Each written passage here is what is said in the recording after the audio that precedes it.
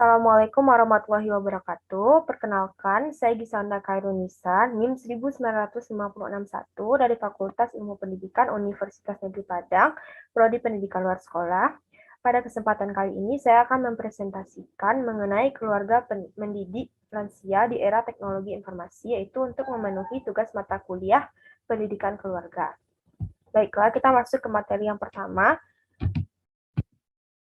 yaitu mengenai apa itu pendidikan untuk lansia atau lanjut usia. Menurut Menteri Sosial RI nomor HUK 3/1-50/107 tahun 1971 pasal 1 menyatakan bahwa seseorang dinyatakan sebagai jompo setelah yang bersangkutan mencapai umur 55 tahun, tidak mempunyai atau tidak berdaya mencari nafkah sendiri untuk keperluan hidupnya sehari-hari dan menerima nafkah sendiri untuk keperluan hidupnya sehari-hari dan menerima nafkah dari orang lain. Pendidikan usia lanjut atau lanjut usia ini merupakan sebuah rangkaian proses pembelajaran, latihan, dan bimbingan bagi warga belajar di usia lanjut, yang mana pendidikan lanjut usia ini memiliki karakteristik sebagai berikut. Yang pertama yaitu pengalaman belajar pada masa lalu yang dimiliki oleh warga belajar atau usia lanjut. Seperti yang kita ketahui bahwa orang yang sudah berusia lanjut tentunya lebih memiliki pengalaman yang banyak dibandingkan orang-orang yang masih berusia muda. Selanjutnya yaitu penguasaan varian-varian pengalaman belajar yang telah dimiliki. Selanjutnya itu landasan belajar yang harus dimiliki oleh warga belajar atau usia lanjut. Yang keempat yaitu gaya belajar dan usia lanjut. Yang kelima, materi yang cocok untuk dipelajari oleh usia lanjut. Yang keenam, metode dan strategi pembelajaran bagi usia lanjut. Dan yang ketujuh, evaluasi pembelajaran bagi usia lanjut. Selanjutnya kita akan mengetahui tentang peranan teknologi bagi lansia. Menurut Dr. Purwita Wijaya Laksmi, SPPD, Kager, dokter dari Divisi Geriatri Departemen Ilmu Penyakit Dalam, FKUI atau RSCM, teknologi bisa meningkatkan keamanan diri, meningkatkan kemandirian, dan mengurangi beban keluarga atau perawat, caregiver. Pengaruh keluarga atau teman, seperti adanya teman sebaya yang memakai teknologi tersebut, berdampak positif pada penerimaan terhadap teknologi. Teknologi juga bisa digunakan sebagai perangkat keamanan, bahkan pengawas kesehatan. Ini yang menjadi alasan banyak orang membekali orang tua mereka telepon genggam, seperti yang dilakukan oleh Kania yang sengaja mengatur tombol atau nomor darurat sehingga ibunya bisa segera menghubunginya dengan mudah. Nah, ini merupakan salah satu contoh penggunaan teknologi oleh seseorang, di mana dengan memberikan alat komunikasi kepada orang tua atau orang lanjut usia itu dapat mempengaruhi kesehatan orang tua dengan dapat bercengkrama dengan saudara, anak, atau teman-teman yang berada jauh, maka penggunaan teknologi tersebut dapat dimanfaatkan untuk mengingatkan waktu untuk mengonsumsi obat atau rutinitas lainnya.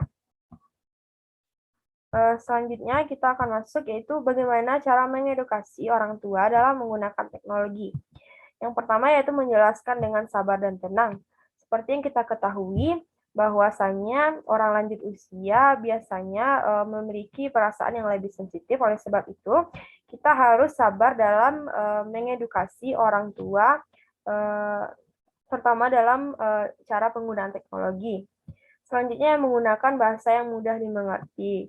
Bahasa yang mudah dimengerti yang dimaksud di sini yaitu bahasa yang dapat dipahami oleh orang tua dan tidak terlalu bertele-tele atau to the point.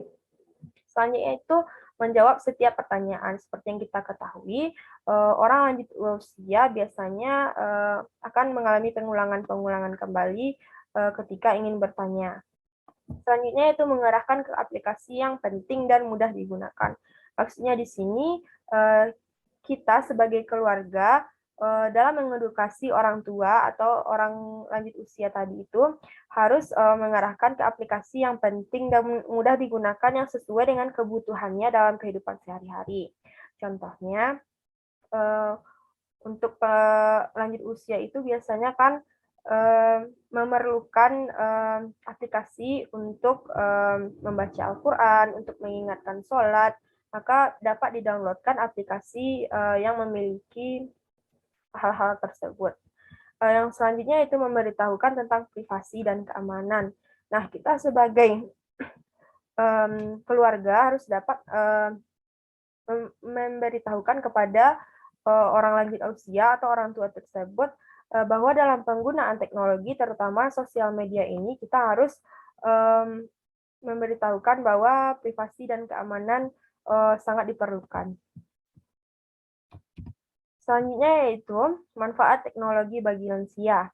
Yang pertama, menjadi media hiburan yang mudah diakses.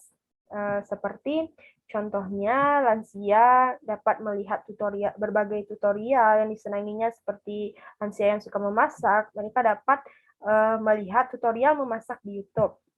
Selanjutnya yaitu dapat mendekatkan lansia dengan keluarga. Nah, dengan menggunakan media sosial tadi, lansia dapat memanfaatkan hal-hal tersebut seperti video call atau dapat bercengkrama dengan sanak saudara yang jauh.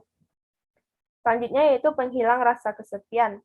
Nah, seperti yang kita ketahui, lansia biasanya sering merasa kesepian dan merasa sendiri. Nah, oleh sebab itu, dengan adanya teknologi, mereka akan dapat dibantu seperti yang sudah dijelaskan tadi, dapat bercengkrama dengan sanak saudara yang jauh, dan juga dapat melihat berbagai tutorial, atau dapat juga menggunakannya sebagai untuk belajar, seperti belajar memasak dan sebagainya.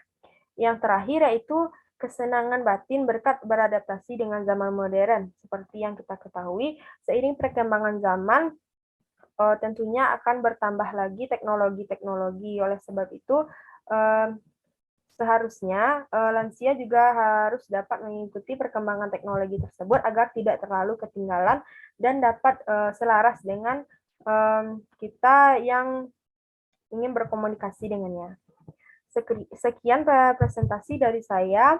Apabila ada salah dan maaf, saya mohon maaf. Wabillahi taufiq wal hidayah. Assalamualaikum warahmatullahi wabarakatuh.